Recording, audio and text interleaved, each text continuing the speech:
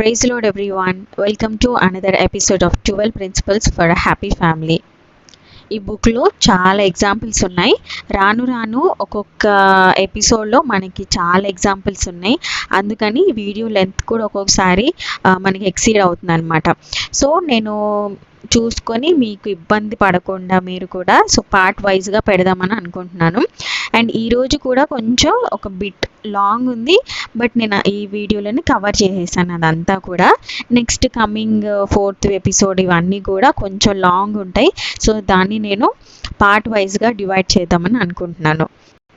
ఈ బుక్లో ఎగ్జాంపుల్స్ ద్వారా మనకి పాస్టర్ గారు చాలా క్లియర్గా మనకి ఇన్ఫర్మేషన్ని మనకి కన్వే చేశారనమాట. ఇంతకుముందు కూడా 2 వీడియోస్ నేను చేశాను. ఆ 2 వీడియోస్ కూడా ఒకసారి చెక్ చేయండి. ఈరోజు ఎపిసోడ్ వచ్చేసి పిల్లల ముందు భార్యాభర్తలు గొడవ పడకూడదు. కుటుంబంలో సహజంగా ఏదో ఒక విషయంలో సమస్యలు, మనస్పర్ధలు వస్తూ ఉంటాయి. అలా ఏదైనా సమస్య గురించి చర్చించవలసి వచ్చినప్పుడు పిల్లల ముందు గొడవ పడడం ఏమాత్రం మంచిది కాదు.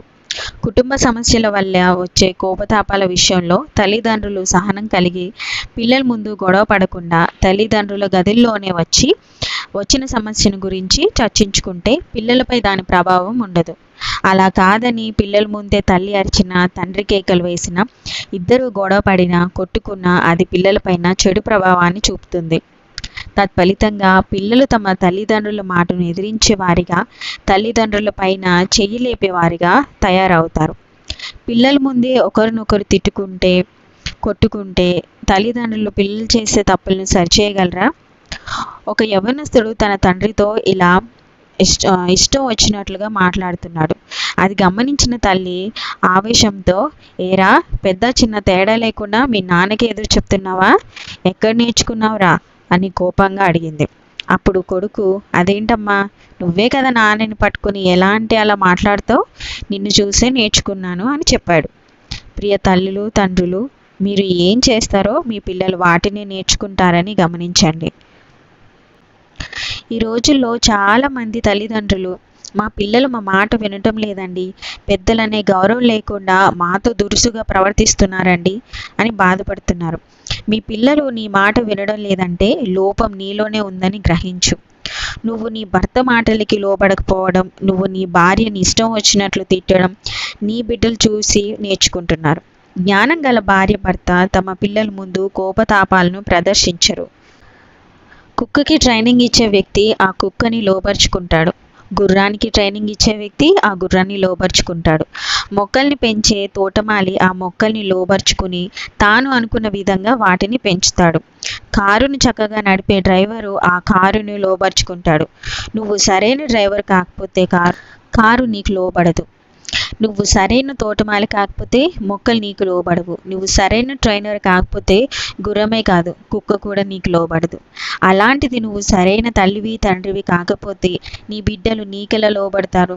నా బిడ్డలు నాకు లోబడడం లేదు అంటున్నారంటే వారిని మొక్కగా ఉన్నప్పుడే వంచవలసిన విధంగా వంచడంలో, పెంచవలసిన విధంగా పెంచడంలో విఫలమయ్యావని తెలుసుకో.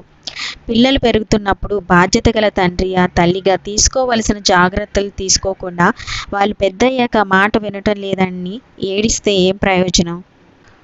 కోపం వలన నీ కుటుంబ గౌరవం పాడవుతుంది. నువ్వు జ్ఞానం కలిగిన స్త్రీ అయితే తిరగబడే భార్యగా కాక సహనం కలిగి నీ కుటుంబాన్ని కట్టుకొని నీ బిడ్డల్ని ఆత్మీయంగా పెంచుకుంటావు. నువ్వు జ్ఞానం కలిగిన తండ్రివైతే నీ భార్య వేధింపులను సహించి నీ బిడ్డల భవిష్యత్తు గురించి ఆలోచిస్తావు. ఎప్పుడైతే మీరు సహనాన్ని కనుపరుస్తారో మీ బిడ్డలు కూడా సహనాన్ని నేర్చుకుంటారు. అలా కాదని భార్యాభర్తలు ఇద్దరు ఒకరిపైన ఒకరు అరుచుకుంటూ పిల్లల ముందే గొడవ పడడం లాంటివి పిల్లలు చూస్తే వారు కూడా పెద్దయ్యాక అలాగే ప్రవర్తిస్తారు. ఫలితంగా ఇంట్లోనే యుద్ధ వాతావరణం నెలకొంటుంది, కుటుంబం నాశనం అవుతుంది. రాజైన సొలొమోను దేశాన్ని పరిపాలించడానికి జ్ఞానం కావాలని ప్రార్థన చేశాడు. ఫలితంగా 40 సంవత్సరాలు తన రాజ్యంలో యుద్ధం అనే మాట వినపడలేదు. ఒక్క శత్రువు కూడా తన రాజ్యం పైకి యుద్ధానికి రాలేదు. కానీ ఎప్పుడైతే సొలొమోను దేవునికి వ్యతిరేకంగా జీవించడం మొదలుపెట్టాడో అప్పటి నుండి తన రాజ్యంలో అంతరుద్యం మొదలైంది. తన రాజ్యంలోనే శత్రువులు లేచారు. ఫలితంగా సొలొమోను పరిపాలనలోని ఇశ్రాయేలీయుల దేశం 2 దేశాలుగా చీలిపోవాల్సి వచ్చింది. సొలొమోను అవిధేయత వల్ల ఏర్పడిన అంతరుద్యం దేశాన్ని విడగొట్టినట్లే భార్యాభర్తల అవిధేయత వల్ల కుటుంబంలో అంతరుద్యం మొదలైతే అది కుటుంబాన్ని విడగొట్టి నాశనం చేస్తుంది. భార్యాభర్తల మధ్య జరిగే మాటల యుద్ధాలు పిల్లల్ని వారికి దూరం చేస్తాయి. కొన్ని సందర్భాల్లో భర్త మంచి ఆత్మీయుడిగా ఉంటే భార్య గయ్యాలిగా ఉంటుంది, లేదా భార్య తగ్గింపు గల చక్కని ఆత్మీయురాలిగా ఉంటే భర్త బహుమూర్ఖుడిగా బాధ్యత లేని వాడిగా ఉంటాడు. ఇది గమనించే పిల్లలు చిన్నతనంలోనే వారి తల్లిదండ్రుల పట్ల ఒక అవగాహనకి వస్తారు. చిన్న వయసులోనే పిల్లల మనసులో మా నాన్న ఒక దుర్మార్గుడు లేక మా అమ్మ ఒక గయ్యాలి అనే ముద్ర పడితే అది ఎన్నటికీ చెదిరిపోదు. తల్లిదండ్రులు, మీరు మాటి మాటికి పిల్లల ముందు గొడవ పడుతూ కొంత సమయం తర్వాత గొడవని మర్చిపోయి మీ పనులు మీరు చేసుకునే వారిగా ఉండొచ్చు, కానీ మీ మధ్య జరిగే యుద్ధాన్ని చూస్తున్న పిల్లలు దాన్ని మర్చిపోలేరు.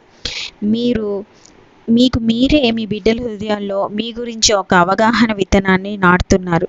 అది వారితో పాటు పెరుగుతూ ఎదుగుతూ వారి హృదయాల్లో ఫలిస్తూ ఉంటుంది. నాకు ఒక స్నేహితుడు ఉన్నాడు. అతని వయస్సు సుమారు 65 సంవత్సరాలు. అతను ఒక గొప్ప సేవకుడు. మేము ఎప్పుడు మాట్లాడుకున్నా అతడు వాళ్ళ నాన్న గురించే చెప్తూ ఉండేవాడు. మా నాన్న ఇలా చెప్పేవాడు, మా నాన్న ఇలా నేర్పించేవాడు, మా నాన్న ఇలా దేవుణ్ణి ప్రేమించేవాడు, ఇలా ఎప్పుడు వాళ్ళ నాన్న గురించి చెప్తూ ఉంటే ఉండబట్టలేక నేను ఒకసారి, ఎప్పుడు చూసినా మీ నాన్న గురించే చెప్తావు కానీ మీ అమ్మ గురించి చెప్పవేంటి అని అడిగేశాను. ఒక్కసారిగా అతని ముఖంలో కవలికలు మారిపోయాయి.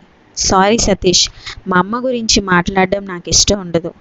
ఆవిడ బహు గయ్యాలి. మా నాన్నకు తనతో కాపురం చేయడం బహు కష్టంగా ఉండేది. అయినా కూడా మమ్మల్ని ఎంతో ప్రేమతో పెంచాడు. అందుకే తన గురించి మాట్లాడడం నాకు ఇష్టం ఉండదు అని చెప్పాడు. చిరుప్రాయంలో తన తల్లి ప్రవర్తన అతనిలో మాయను ముద్రను వేసింది. 65 సంవత్సరాల వయసులో కూడా నా స్నేహితుడు హృదయంలో ఆ ముద్ర అలాగే ఉండిపోయింది.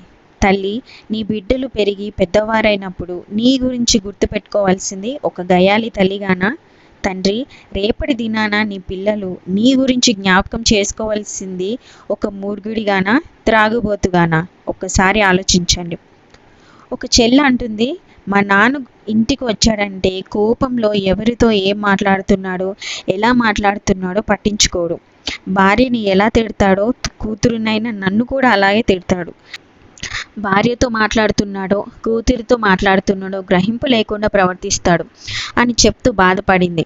చిన్న వయసులో బిడ్డల హృదయంలో కోపిష్టి తండ్రిగా పాపిష్టి తల్లిగా ముద్ర పడితే అది ఎప్పటికీ ఎన్నటికీ చెదిరిపోదు. పిల్లలకు చిన్నప్పుడు వేసిన టీకా మచ్చ ఎలాగైతే చచ్చేంత వరకు ఉంటుందో మీ ప్రవర్తనతో మీరు పిల్లల హృదయంలో వేసే ముద్ర వారు చనిపోయేంత వరకు ఉంటుంది. కాబట్టి ప్రియ తల్లి తండ్రి, మీ బిడ్డల మనసులో మీ గురించి ఒక పాపిష్టి తల్లిగా బాధ్యత లేని తండ్రిగా ముద్రని వేసుకోకండి. మీరు గతాన్ని మర్చిపోయినా మీ బిడ్డలు దానిని ఎన్నటికీ మర్చిపోలేరని గుర్తించి ఇప్పటికైనా మంచి తల్లిగా మంచి తండ్రిగా మీ బిడ్డల హృదయంలో నిలిచిపోతే బాగుంటుంది. ఆమేన్. ఇదండి ఈరోజు ఎపిసోడ్. మీకు హోప్ మీ అందరికీ ఇది యూస్ఫుల్ అయింది అనుకుంటున్నాను, నచ్చింది అనుకుంటున్నాను. మరలా ఇంకొక ఎపిసోడ్లో మిమ్మల్ని కలుస్తాను. Praise God. ఆమేన్.